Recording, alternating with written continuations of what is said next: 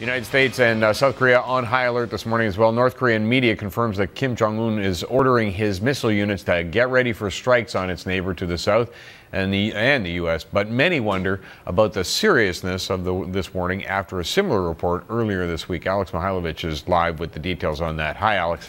Hey, Pat. Well, you know, many are wondering, is this the same as we've been hearing in the past days, months, even years? And it seems things are actually kind of getting heated on the Korean Peninsula. Now, this is in response to two B-2 bombers, which are nuclear capable, that the U.S. sent to South Korea for some war exercises. Now, of course, this has North Korea's knickers in a knot. They're saying that Kim Jong-un has ordered his military to be on high alert for a strike against the United States. Missile units are on standby. Now, North Korea says, if provoked, they will mercilessly strike the U.S. mainland and bases in Guam, Hawaii, and of course South Korea. And to tell you the truth, they do have the capability to reach some of those places other than the U.S. mainland. Some of their medium to long-range missiles can get as far as Alaska and of course cover the Hawaii, Guam area, which is more in the South Pacific. Now, the U.S. Secretary of Defense says that Americans are prepared to move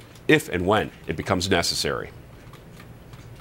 The nations in that region of the world are committed to a pathway to peace. And the North Koreans seem to be headed in a different direction here. So we will unequivocally defend, and we are unequivocally committed to that alliance with South Korea, as well as our other allies in that region of the world, and we will be prepared, we have to be prepared, to deal with any eventuality there. You only need to be wrong once. And I don't know what president or what chairman or what Secretary of Defense wants to be wrong once when it comes to nuclear threats.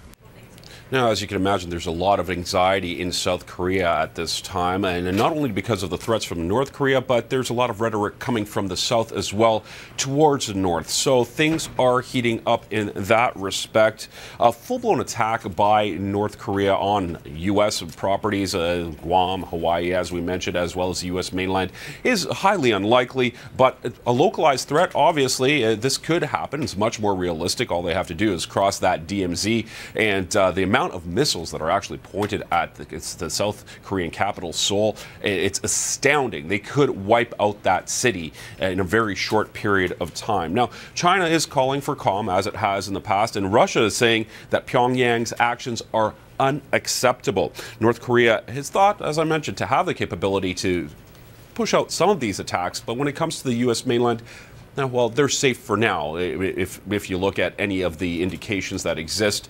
Of course, the U.S. is a very close ally to South Korea, as told by the Secretary of Defense, and they will be willing to act if necessary. It's going to be interesting to see if anything really does go down, what's going to happen with China and Russia at that point. They are speaking in one direction right now, but you know, if it hits the fan, we could see something that could spread much further than just the Korean Peninsula, Pat. So I'm going to do more than hit the fan, Alex. Thank you very much. You. This is the topic of our daily web poll, and we want to know what you think on this. Here's the question. North Korea says it has rockets aimed at U.S. targets.